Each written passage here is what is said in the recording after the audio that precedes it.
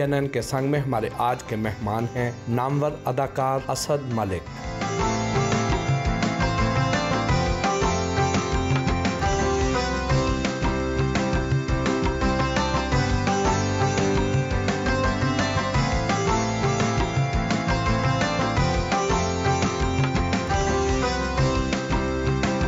उनसे मुलाकात के लिए लाहौर में वाक़ जिम पहुंचे तो उन्होंने हमारा पुरतपाक इस्तकबाल किया।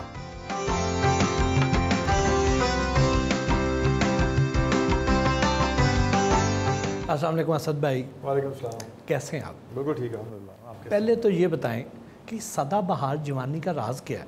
ये अच्छा सवाल किया। देखें, अपना ख्याल रखे, बंदा अच्छी डाइट ले, बैलेंस डाइट ले और पानी का इस्तेमाल ज़्यादा रखे और सबसे बढ़ के शहद को अपनी ज़िंदगी में शामिल कर लें। सबसे दुनिया की ज़बरदस्त दवाई, नेचुरल दवाई शहद, और मीठी, खाने में भी कोई प्रॉब्लम नहीं। Acting, modelling, singing, direction, fitness icon के साथ साथ इस्लामिक स्टडीज़ में PhD भी कर रहे हैं। इतने सारे काम कैसे कर लेते हैं? देखिए जी, मुझे खुद पता नहीं है कि ये काम कैसे मैनेज होते हैं। मैं सिर्फ कोशिश करता हूँ और अल्लाह से दुआ करता हूँ, दुआएं सुनना और मेरे काम हो रहे हैं अल्हम्दुलिल्लाह। बचपन कैसा गुजरा? क्या बचपन से इतने मल्टी टैलेंटेड थे? बचपन में तो बहुत ही लेट बैक किस्म का बच्चा था। मतलब बैक बेंचर तो नहीं था, दरमियान में कहीं बैठता था। मतलब आई वाज नेवर, मैं कभी भी लीडिंग स्टूडेंट्स में नहीं रहा, ना कभी स्पोर्ट्स में, ना कभी स्टडीज़ में। 8th 9th तक तो मैं बिल्कुल भी नज़र नहीं आया कभी। फिर एक वाक़या ऐसा हुआ कि जिसके बदले में, जिसकी वजह से मुझे मेरे फादर, अल्लाह पाक उनको गरी की रहमत फरमाया, उन्होंने मुझे केन से फेंटा लगाया। उसके बाद मैं ठीक हो गया और उसके बाद नोज़ लेफ्ट। स्कूल लाइफ में मिस शगुफ्ता के साथ गुजरे हुए दिन कैसे हैं? मैं उनको अब शगुफ्ता बाजी कहता हूँ। बाजी शगुफ्ता, बाजी शकीबा, ये दोनों बहनें थीं जो हमें बचपन से तरबेला में हम रहते थे, तो वहाँ पे हमें पढ़ाया करती थी। फिर लाहौर में भी आ गई तो हमें पता चला कि हमारे ही स्कूल में क्रिस्टन मॉडल में पढ़ा रही हैं, तो बहुत अच्छा। वहाँ से फिर दोबारा मुलाकात हुई और अक्सर रब्ता रहता है। बहुत अच्छे, बहुत खूबसूरत दिन, बहुत ही मदरली फिगर्स हैं। अभी तक बड़ी बहनों की तरह, माओं की तरह प्यार करती हैं, तो जैसे तो कोई हो ही नहीं सकता। बचपन की कोई ऐसी शरारत या दिलचस्प वाक़या जो आज भी याद हो? मेरा बचपन बहुत ही डल किस्म का बचपन था। ना मैं दोस्त बनाता था, ना मैं कभी खेलता था। हमेशा आराम से दूर बैठ के सबको देखा होता था और मतलब बोंगा सा एक स्टूडेंट था मैं। इतना बोंगा था कि मेरी, आई थिंक क्लास 3 में था, मुझे आज भी याद है, मेरी 4th पोजीशन आई तो मैं रो रहा था। स्कूल के पिछले हिस्से में जाके मैं शकीबा आई मेरे पास। वो सबको चेक करते हैं ना कि स्कूल खाली हो गया, बच्चा कोई रह तो नहीं गया। तो 2 जो पियंस थे वो और साथ में शकीबा आ रही थी। तुम ये आप क्या कर रहे हो? मैंने कहा मैं इसमें फ़ेल हो गया हूँ।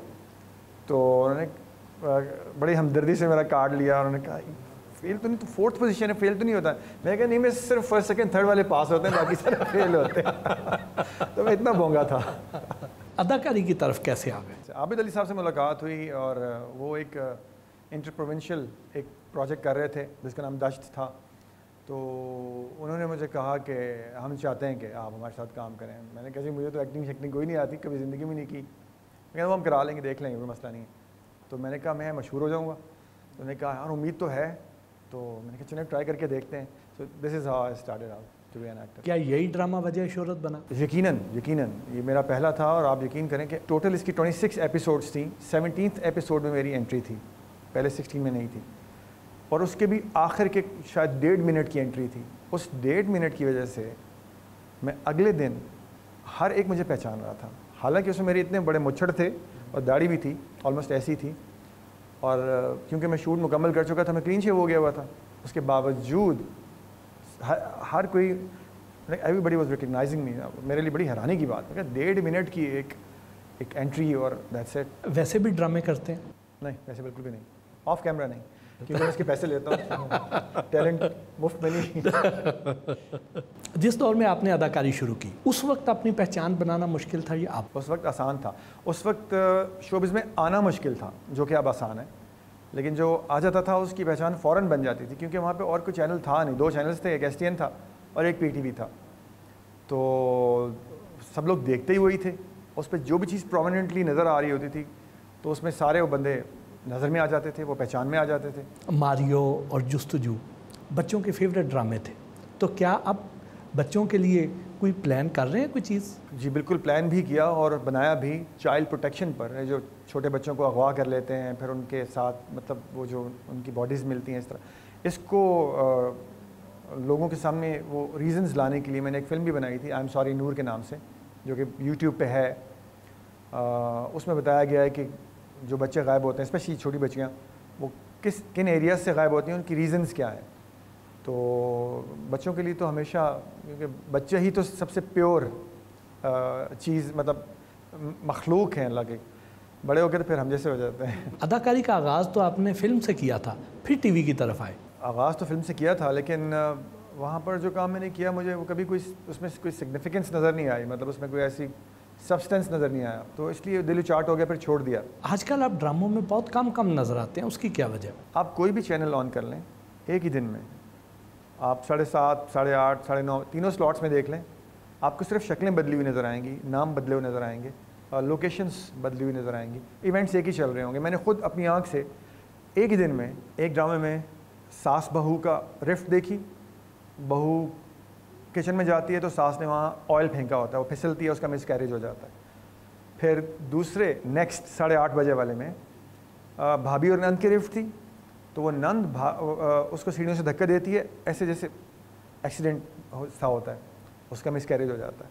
तीसरे में एक गरीब गुरबा होते हैं, तो वो मोटरसाइकिल पे जा रहे होते हैं, तो उसकी खाला कि भी इस लड़के ने मेरी बेटी से शादी नहीं की थी, अब इसको भी मैं नहीं खुश रहने दूंगी, तो एक सुई से मोटरसाइकिल में, उसको ये भी पता होता है कि सुई से पंक्चर करेगी तो वो देर तक हवा निकलेगी, तो यही होता है, देर से हवा निकलती है, वो दोनों मियाँ बीवी गिरते हैं, मिसकैरेज। एक दिन के अंदर 3 मिसकैरेजेस, अब अंदाज़ा कर लें तो क्या इनमें क्या मेरे करने का है क्या इसके अंदर। 5 स्क्रिप्ट आए थे मेरे पास, तो उनमें से एक ही ऐसा था कि मैं थोड़ा सा बेहतर था, बाकी 4 तो पढ़ने के काबिल भी नहीं थे। आपने प्रोडक्शन भी की, वो तजर्बा कैसा रहा? अच्छा था, वो मेरा पैशन था एक्चुअली। मैंने वही बता रहा था कि मैं वो जो आई एम सॉरी नूर जो है चाइल्ड प्रोटेक्शन के ऊपर बच्चों के लिए, वो मेरा पैशन था, क्योंकि बच्चे उन दिनों में ये बहुत हो रहे थे, बच्चे गुम हो रहे थे, अबडक्ट हो रहे थे, किडनैप हो रहे थे इधर से उधर से, और बड़े बड़े लोग इन्वॉल्व थे उसकी इन सारी चीज़ों में।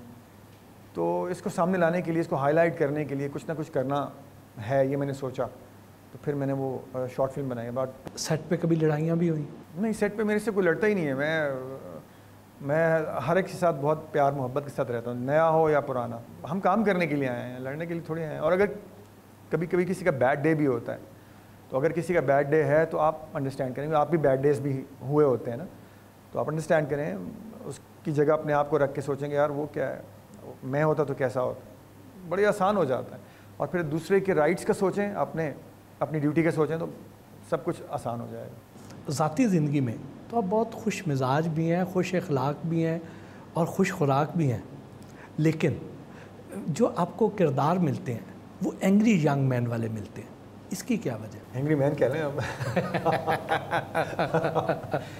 वो इसलिए कि शायद मेरी शक्ल पर 1:30 को बजा होता है ना, कहते हैं 12 बजे, ये 1:30 बजा हो, तो वो उनको लगता है कि मैं थोड़ा एरोगेंट सा देखने में लगता हूँ, तो शायद वो उनको, हालांकि अल्लाह गरीक रहमत फरमाए हसीना आपा को, हसीना मोइन साहबा, वो हमेशा मुझे एक पॉजिटिव रोल में देखती थी। उनके जितने भी मैंने प्लेस किए हैं उसमें हमेशा मैं एक बहुत ही पॉजिटिव किस्म का उनका हीरो होता था, क्योंकि मेरा हीरो तो ऐसा है। ये अचानक गुलकारी की तरफ आने का फैसला कैसे कर लिया? मैंने ऐसा कोई फैसला नहीं किया था, शुगर में कर रहा हूँ मैं जो भी कर रहा हूँ। मतलब किसी दावत पे हम गए हुए थे, तो खाने के बाद हमने देखा स्टेज है, वहाँ पे PA सिस्टम लगा हुआ है, इंस्ट्रूमेंट्स पड़े हुए हैं, अब हम इंतज़ार कर रहे हैं कि सिंगर भी आएंगे, म्यूजिशियंस भी आए हुए थे। मैंने कहा सिंगर कहाँ है भाई? तो मेरा दोस्त जो हसन था, हसन रफ़ीक सिद्दीकी, बहुत क्यूट आदमी है, तो कहता है भाई सिंगर तो हम खुद सिंगिंग करेंगे, सिंगर की क्या ज़रूरत है। बस एक के बाद दूसरे शुरू हुए, जब पूरा एक दायरा बना हुआ था सबके पास, अयूब खोसो भी थे वहाँ पे, उन्होंने भी गाया, और भी काफ़ी लोग थे, उन्होंने भी, सब ने गाया। तो जब मेरी बारी आई तो एक के बाद दूसरे के बाद तीसरे गाना उन्होंने कहा ये भी गाओ, ये भी गाओ। तो मुझे भी अपनी आवाज़ पहली बार वो माइक पे कानों में आ रही थी वापस, तो अजीब अच्छी सी लग रही थी। मैंने कहा ठीक है ये। तो फिर जब उन्होंने इंडोर्स किया तो नेक्स्ट डे वो वाजिद सईद, कराची का एक बड़ा अच्छा रिनाउंड म्यूजिशियन है, कंपोज़र है, वो मेरे घर आ गया सुबह सुबह। असद भाई किधर है? मैंने कहा क्या हुआ है, खैर है? मैं बाहर खड़ा हूँ, जल्दी आए। मैंने कहा खैरियत है? कहते हैं हाँ खैरियत है, जल्दी आए जल्दी आए। मैं चला गया, स्टूडियो जाकर उन्होंने कहा कि यार इस तरह से एक बंदा जर्मनी से आया हुआ था, उसने गाना बनवाना था। अब वो कहते हैं कि यार मुझे जाना पड़ गया, तो या गाना आप ले लें, कोई मसला नहीं, नेक्स्ट टाइम और बनवा दूँगा। तो ये लिरिक्स हैं, ये ट्यून है और यहाँ पे वो साउंड बॉक्स है। तो मैं चला गया अंदर, तो गाना गाया, वो 20 मिनट में गाना रिकॉर्ड भी हो गया। फिर एक सीरियल था उसका OST भी मैंने गा दिया। और अभी एक और सूफ़ी सॉन्ग है जिसकी आज हम रिकॉर्डिंग करने जा रहे हैं, शूट करने जा रहे हैं उसको, वीडियो की। तो पुराना वो इनायत हसन भट्टी साहब ने गाया हुआ ओरिजिनली, मौलाना नाम, उसको काफ़ी लोगों ने अपना उसका अपने रंग में उसको गाया और बड़ा अच्छा गाया। तो हमने भी ट्राई किया कि चलिए इसी को कोशिश करते हैं कि इसका कुछ और बनाएं, डिफरेंटली पेश करें। आपको मॉर्निंग शोज़, रमज़ान शोज़ की होस्टिंग वगैरह की ऑफ़र नहीं आई? जी आई थी, लेकिन वो असल में वो जो वहाँ पे और बहुत चीज़ें शुरू हो जाती हैं, कबालियाँ शुरू हो जाती हैं, जिसका कोई मैं नहीं समझता कि कोई ज़रूरत है। मेरा अपना ख़्याल है, बहुत लोग पसंद भी करते हैं। मतलब आप बात करें, लोगों को एजुकेट करने के लिए कुछ उनको कुरान की बात बताएं, मेरे से सवाल करें। मैं क्योंकि मेरा कुरान मेरा सोर्स है, मैं उसका स्टूडेंट हूँ। लेकिन वहाँ पे और चीज़ें शुरू हो जाती हैं और फिर कमर्शियल पॉइंट ऑफ व्यू से बहुत सी चीज़ें ऐसी होती हैं जो उनको करनी पड़ती हैं, जो मुझे समझ में नहीं आती, तो मैं इनसे माजरत कर लेता हूँ। लाहौर एयरपोर्ट पर नाजायज़ असला बरामद होने पर और कराची में बस पर फायरिंग और 2 अफराद के हलाक होने की वजह से जेल भी जाना पड़ा, ये क्या मामला था? जो कोई 2 लोग आपस में लड़े हुए थे, उसके दुश्मन उनके पीछे थे। At a wrong time at a wrong place आप होते हैं। तो मेरे पास चूँकि मैं अपने साथ वेपन रखता हूँ, तो पुलिस वगैरह आया तो मैंने उनको बताया कि इस तरह से फायरिंग हुई, आवाज़ भी आई लेकिन मुझे पता नहीं किसने किया।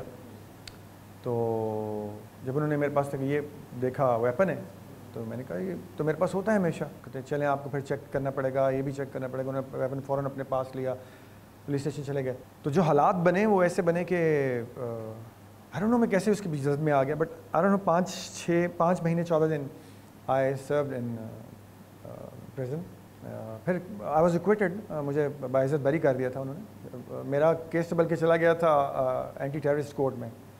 तो जज साहब थे, मलिक सफदर साहब, बड़े शफीक आदमी थे, उनको देखते पता चल गया था कि ये कितने पानी में बंदा मार सकता है कि नहीं मार सकता। बहरहाल पूरा उन्होंने टाइम लिया, हर सारे कानूनी तकाज़े पूरे करने के बाद उन्होंने फ़ैसला दिया, मैं बरी हुआ था उससे। और रही बात लाहौर एयरपोर्ट पे नाजायज़ असला, मैं 92 से वेपन्स जमा कर रहा हूँ और मैंने ज़िंदगी में कभी नाजायज़ काम, गैर कानूनी काम नहीं किया। मैं रात के 2 बजे भी रेड लाइट पे खड़ा होने वाला बंदा हूँ।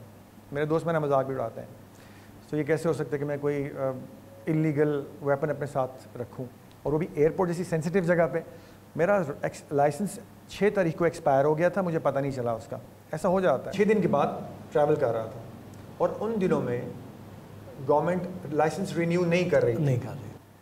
और हाई कोर्ट का 8 पेजेस का एक डायरेक्टिव था कि जिसमें उन्होंने कहा हुआ था कि जब तक गवर्नमेंट फैसला नहीं करती कि लाइसेंस रिन्यू करने हैं या असलहा लोगों से रिट्रीव करना है, उनसे कॉन्फिस्केट करना है, तब तक ये लाइसेंस वैलिड समझे जाएंगे।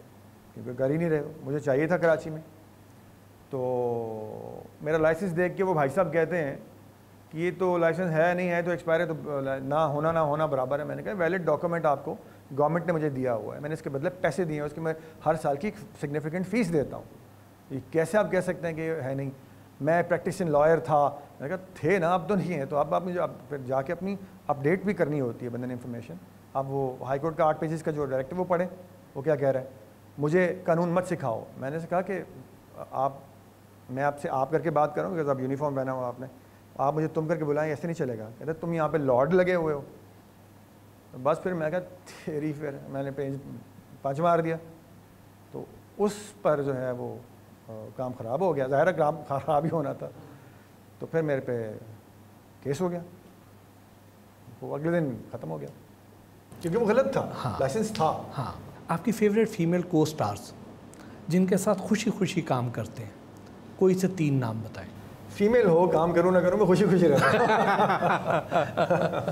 एक तो मारिया के साथ, मारिया वास्ते के साथ, इज़ वेरी फ़नी। हर चीज़ में उसको कोई ना कोई फ़नी एलिमेंट उसको वो मिल जाता, और फिर वो बड़े अच्छे तरीके से उसको आगे एक्सप्रेस भी करती है बहुत ज़बरदस्त तरीके से। और बाकी सबके साथ भी मेरा जितनी भी हैं सबके साथ मेरा बहुत रिस्पेक्ट वाला एक उनके साथ ताल्लुक़ है। हमसाया मुल्क में OTT पर बड़ा ओरिजिनल और पावरफुल कंटेंट बन रहा है, पाकिस्तान इस सिलसिले में क्यों पीछे है? OTT पर चलने वाला मवाद, उनके जो बजट्स होते हैं वो मूवीज़ से बड़े बजट्स के प्रोजेक्ट्स उनके होते हैं। एक सीज़न जो होता है फिल्म हॉलीवुड की, जो आप नेटफ्लिक्स पे देखें, कई जैसे एक शूटर है, एक फिल्म में आई थी शूटर, ठीक है जी, मार्क वॉलबर्ग की, तो अभी जो उसके उन्होंने सीज़न बनाए हैं, 2 सीज़न बनाए हैं मेरे ख्याल में, उस फिल्म से भी बड़े उसका बजट है।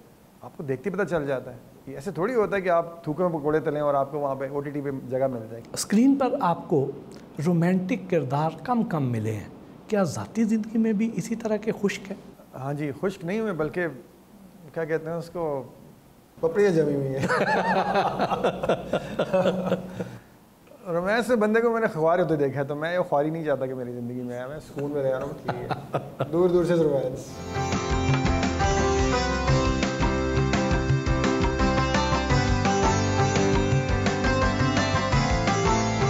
असद मलिक खुद को फिट रखने के लिए बाकायदगी से वर्जिश भी करते हैं।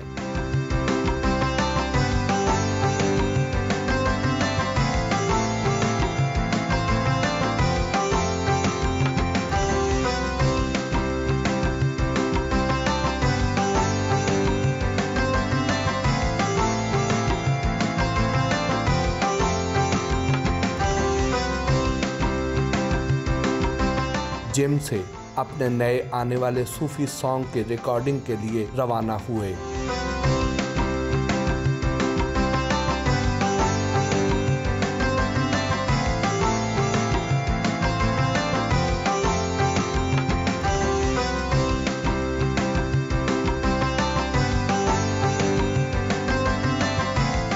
ड्रामा जो बहुत मजबूरी में या मुरव्वत में किया हो, कोई एक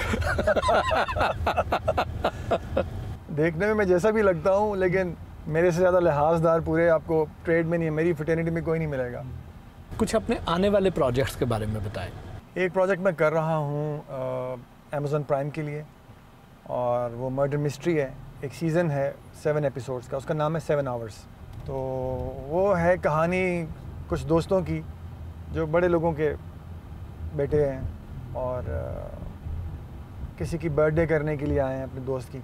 वहाँ पे एक मर्डर हो जाता है, उन्हीं में से किसी ने किया, तो अब वो पता नहीं चल रहा किसने किया।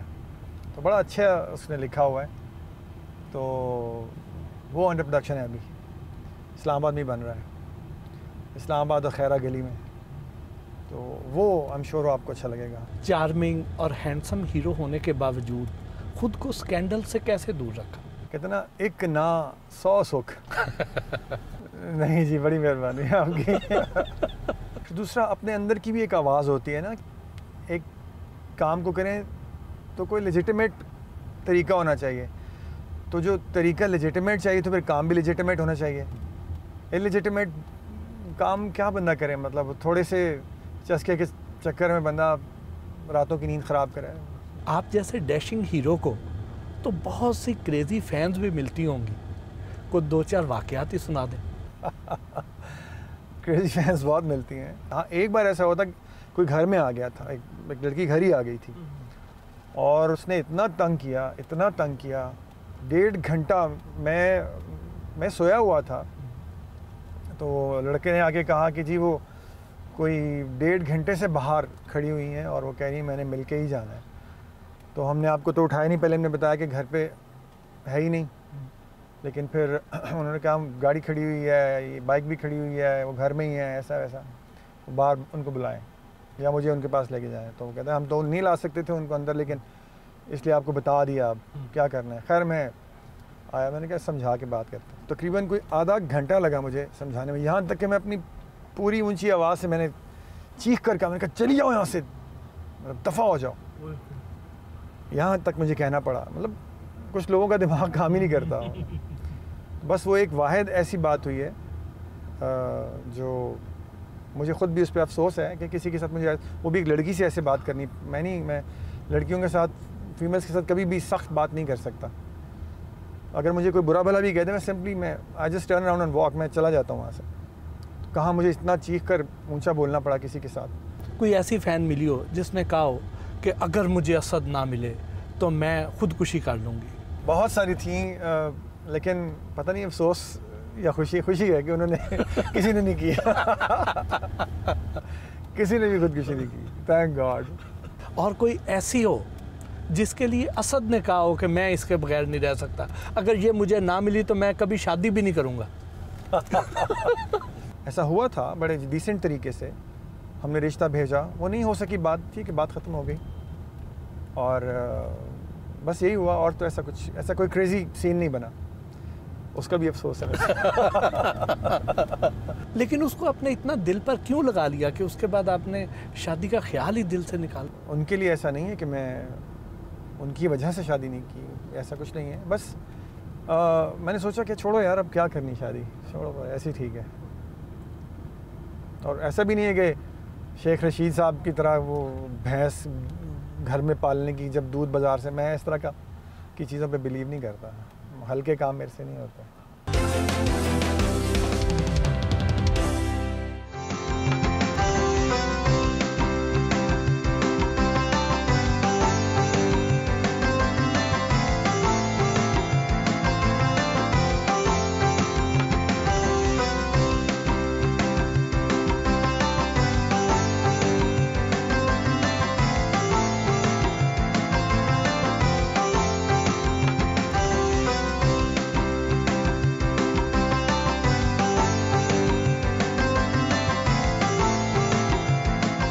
आप समेत बहुत से फ़नकार ये शिकायत करते हैं कि हमारे जो ड्रामे हैं इनकी स्टोरीज़ कोई ज़्यादा अच्छी नहीं होती हैं, लेकिन उसके बावजूद यही ड्रामे टॉप ट्रेंडिंग में भी आ रहे होते हैं। अब अवेलेबल ही यही हैं तो ट्रेंड में भी यही आएंगे, अच्छे होंगे या बुरे होंगे।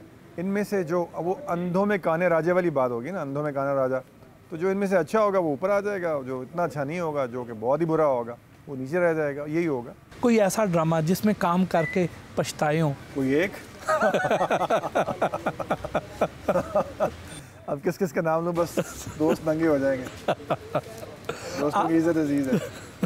आपका पसंदीदा ड्रामा जो बार बार देखा हो? वो है मेरा एक कनीज़ है, और मोम मेरा सबसे जो फेवरेट कैरेक्टर है, उसमें मैंने किया था रहीम दाद का। इसके अलावा और भी हैं जो मुझे याद हैं, जैसे पल दो पल, फिर जाने अनजाने, वो भी हसीन आबा के लिखा हुआ था। इसके अलावा आंसू, दश्त तो ऑब्वियसली है ही, और मारियो जो 98 में हमने बनाया था बच्चों के लिए, जिसमें एक एलियन होता है और ज़मीन पे आके एक इंसान की शक्ल में वो मैं होता हूँ और मैं बच्चों का दोस्त बन जाता हूँ, हेल्प करता हूँ।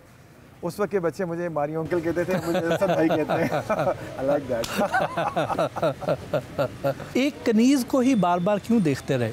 वो मेरा फेवरेट कैरेक्टर है, वो इस तरह से फेवरेट है कि मैं जैसा हूँ मुझे कुछ मेहनत करनी नहीं पड़ी। तो मैं सोचता था यार वो वाले सीन में मैंने कुछ रह तो नहीं गया होगा, लेकिन शुक्र है ठीक था। अब तक जितना काम कर चुके हैं उससे मुतमईन है या नहीं? देखिए, अच्छाई बेहतरी की गुंजाइश हमेशा रहती है, मज़ीद बेहतर से बेहतर करने की कोशिश है, लेकिन ये कि आपके पास सब्सटेंस भी तो हो। जो स्क्रिप्ट्स आ रहे हैं उस पर बंदा जितना भी अच्छा कर ले, कितना को अच्छा कर लेगा। कोई ऐसा गाना जो बहुत ज़्यादा गुनगुनाते हो? मैं वो रफ़ी साहब का है, तुम जो मिल गए हो, वो मेरा बहुत फेवरेट है। मैं अकेला भी जा रहा हूँ तो वही लगा होता हूँ। दो बोल सुना दो। तुम जो मिल गए हो तो ये लगता है ये जहां मिल गया। आहा।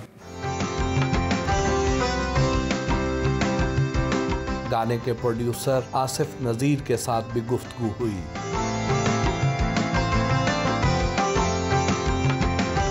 हैंडमेड कारपेट इंडस्ट्री के बेताज बादशाह हैं, पूरी दुनिया में आपका बिजनेस फैला हुआ है, तो ये प्रोडक्शन हाउस बनाने का ख्याल कैसे आ गया? प्रोडक्शन हाउस का जो ताल्लुक़ है वो बहुत पीछे जाता है, कालीनों से भी पीछे। ये कहानी शुरू होती है 1920 में, जब मेरे दादा नज़ीर साहब जो इंडियन और पाकिस्तानी फ़िल्म इंडस्ट्रीज़ के पायनियर थे, वो लाहौर से उठ के तो कलकत्ता गए और वहाँ पे उन्होंने AR कारदार साहब के साथ जो है काम शुरू किया अपना। वो एक टीम थी जो यहाँ से हॉकी की यंगस्टर्स की गई वहाँ पे हॉकी मैच खेलने, और उसमें से महबूब साहब, नज़ीर साहब, कारदार साहब, ये लोग वहाँ रह गए उस वक्त और वहाँ से काम शुरू हुआ। तो वो वहाँ से चलते चलते वो थोड़ा थोड़ा आगे, फिर के आसिफ जिन्होंने मुग़ल आज़म बनाई, वो मेरे वालिद के मामू थे। नासिर ख़ान जो दिलीप कुमार के भाई अयूब ख़ान के वालिद, वो मेरे फूफा थे। वाह। तो बस ये फैमिली में चलता है और उससे बस आगे इसको लेके तो चल आपके पड़े। तो जीन्स में है, ये खून में है। बस कुछ चीज़ें ऐसी रह जाती हैं और ऐसा ही है, बस उसको आगे बढ़ाने की कोशिश कर रहे हैं एक अच्छी सिमत में, अच्छी डायरेक्शन में, जहाँ पे इस इंडस्ट्री के लिए कुछ अच्छा किया जा सके। वैसे तो असद आपके दोस्त हैं, लेकिन इनके साथ काम करने का तजर्बा कैसा रहा? मेरे बड़े भाई हैं और मेरे साथ उनका इतना प्यार है कि वो मैं अल्फाज में बयान ही नहीं कर सकता। कुछ चीज़ें और कुछ रिश्ते ऐसे होते हैं जिनके अंदर इंसान को सिर्फ काम की वो नहीं चाहिए होती परफेक्शन। आपको कुछ रिश्तों के अंदर ऐसी कंटेंटमेंट मिल जाती है कि उसमें चाहे काम जैसा भी हो रहा हो वो ऑटोमेटिकली परफेक्ट हो जाता है। आपका नाम आसिफ नज़ीर ख़ान है, लेकिन जो प्रोडक्शन हाउस है वो नज़ीर आसिफ ख़ान आपने रखा हुआ है नाम उसका। अच्छा, प्रोडक्शन हाउस का हमारा नाम है नज़ीर आसिफ आर्ट्स।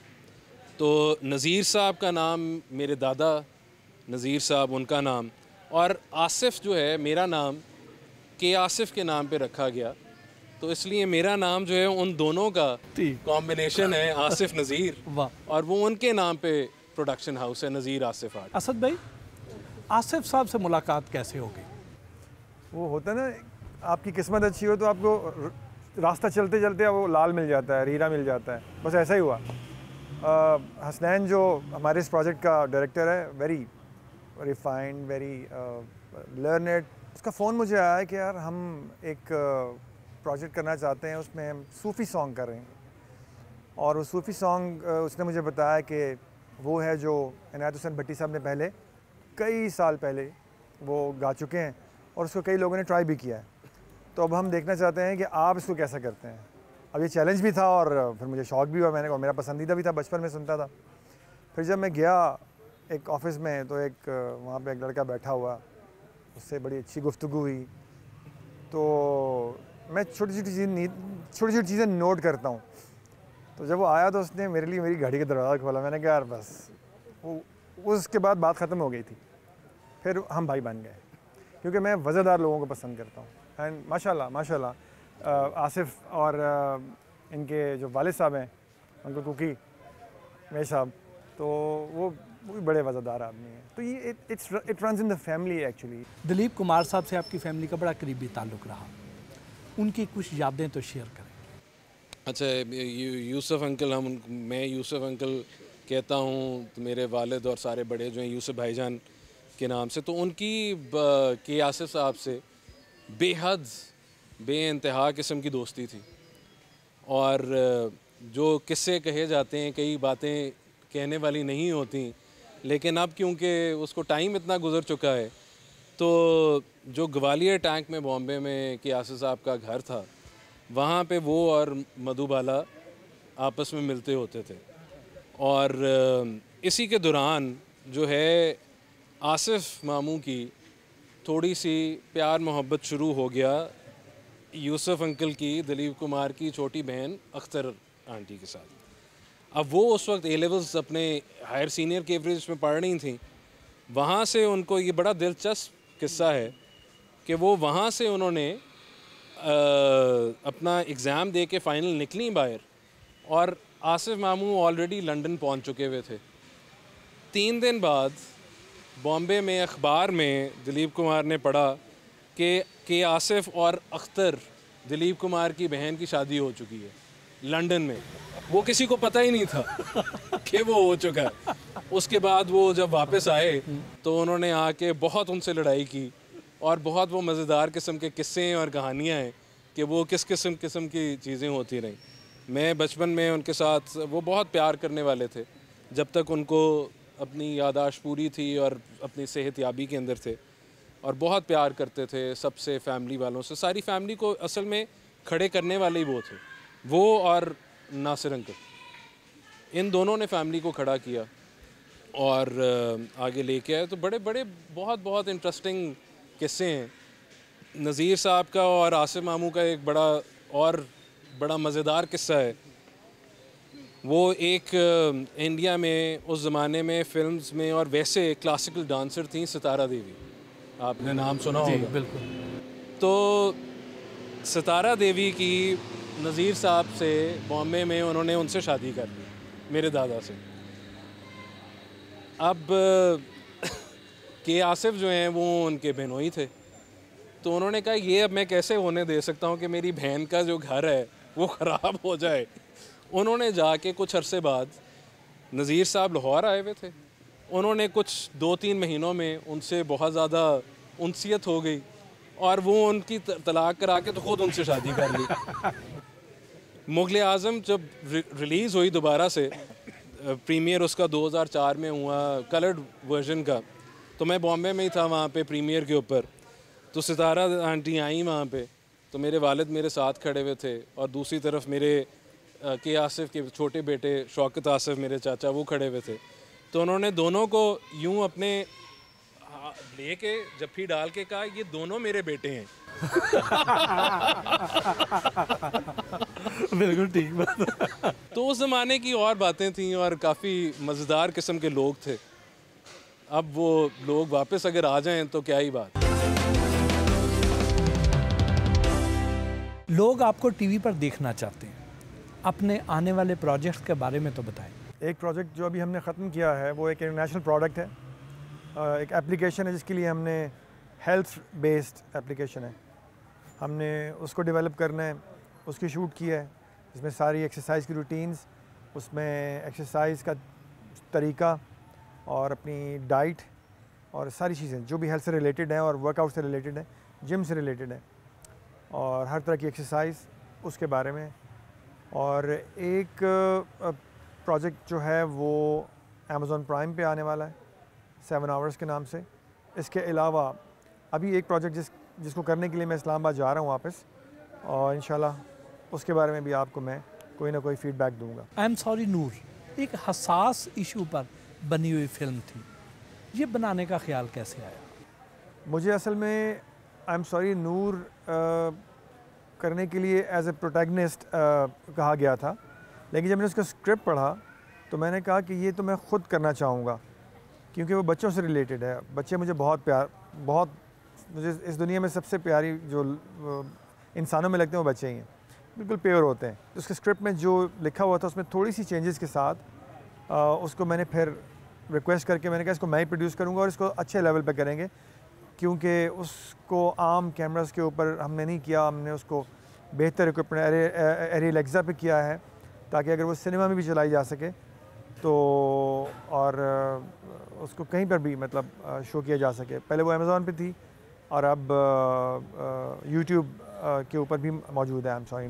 ज़्यादातर सिंगर्स तो करंट रुझानात के बारे में गाने बनाते हैं, आपने सूफ़ी म्यूज़िक की दुनिया में कदम रख दिया, इस तरफ कैसे आ गए? ये महज इत्तेफाक है।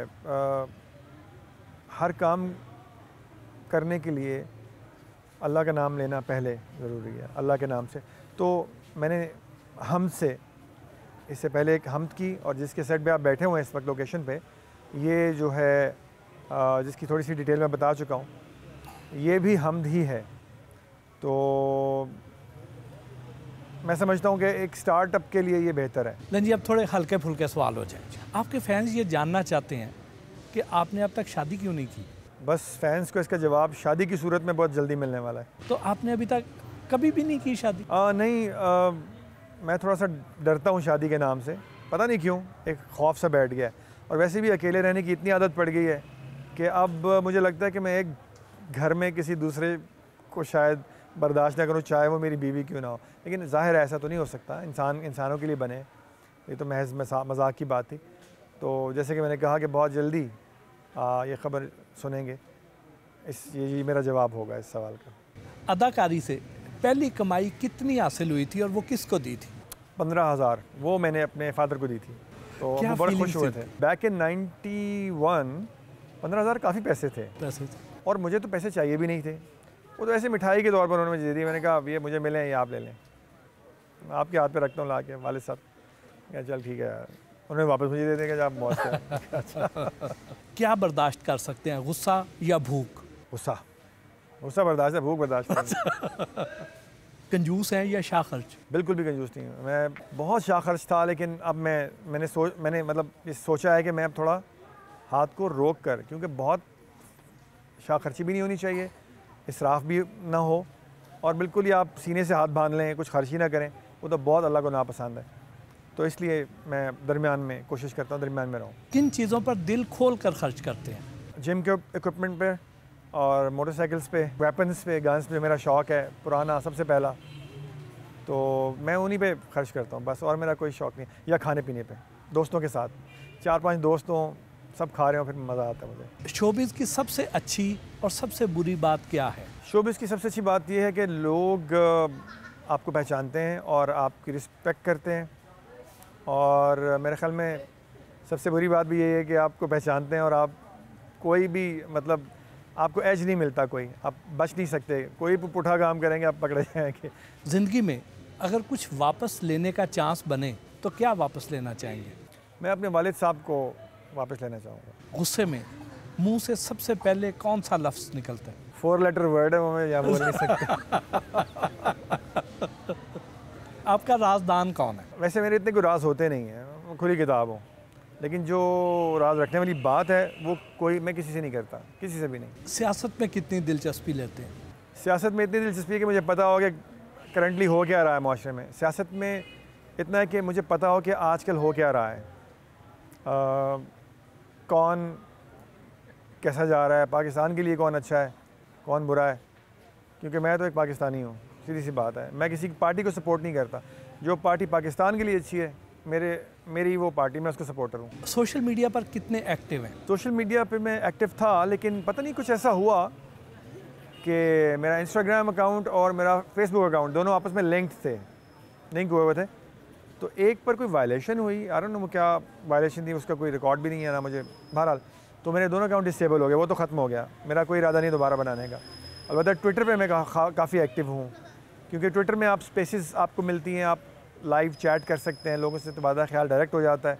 वो जो आपको फेसबुक पर लिख के करना पड़ता है, या ज़्यादा से ज़्यादा वीडियो बना दी तो उसका कोई जवाब आ गया, वो हाथ के हाथ सब कुछ हो रहा होता है। So that's the best thing. खाने में क्या सबसे ज़्यादा चीज़ पसंद है? राजमा चावल। खुद भी कुकिंग करते हैं? क्या अच्छा बनाते हैं? काले मसाले की कढ़ाई, लाइक जिससे चिकन कढ़ाई जिसमें काली मिर्च और हरी मिर्च होती है, बस। औरत को हसीन होना चाहिए या ज़हीन? दोनों ही हो तो फिर कमाल हो जाए। कुछ लोग तो ज़हीन औरतों से खौफज़दा हो जाते हैं। ज़हीन औरत से आप सीखते हैं बहुत, क्योंकि ज़हीन औरत आपको कहीं वो ख़राब नहीं होने देती, हसीन अलबत्ता आपको कर सकती है ख़राब। आपके फैंस में मर्द ज़्यादा हैं या ख़वातीन? मुझे लगता है कि ख़वातीन ज़्यादा हैं। आपके बारे में कोई ऐसी बात जो बहुत कम लोग जानते हों? हाँ, यही बात अभी किसी को नहीं पता कि मैं कुछ अरसे में शादी करने वाला हूँ। वाह। कोई ऐसा फ़ैसला जो गलत साबित हुआ हो?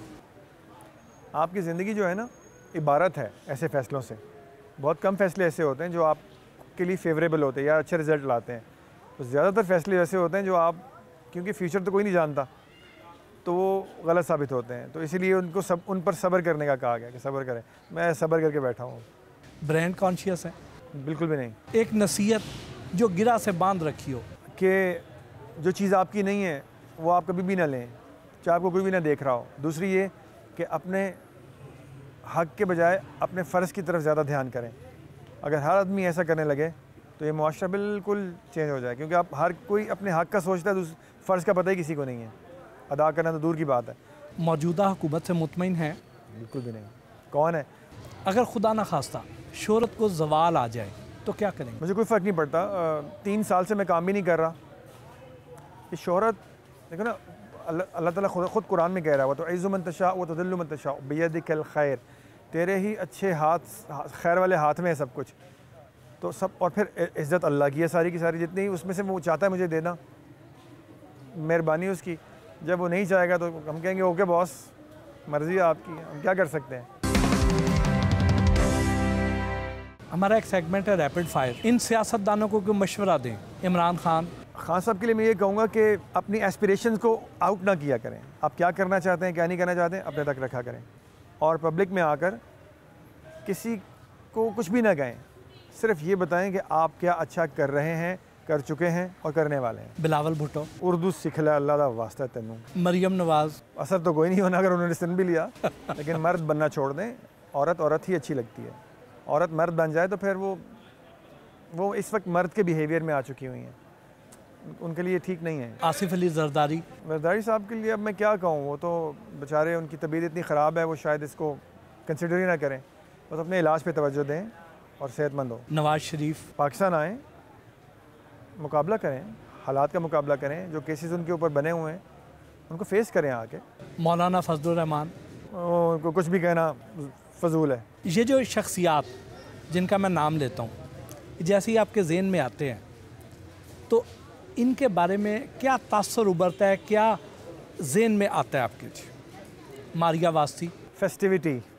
Humayun Saeed. Sweet. Sadia Imam. Very friendly. Savera Nadeem. Very knowledgeable और very sober. Noman Ejaz. Great actor. Faisal Qureshi. Good performer but very shrewd. Mahira Khan. Just a pretty face. Fawad Khan. Style icon. Saima. Decency. Ejaz Aslam. Lovely. Adnan Siddiqui. PR king. Sadia Saeed. Authentic. बहुत बहुत शुक्रिया असद भाई, सारा दिन आपके साथ गुजारा, बहुत अच्छा लगा।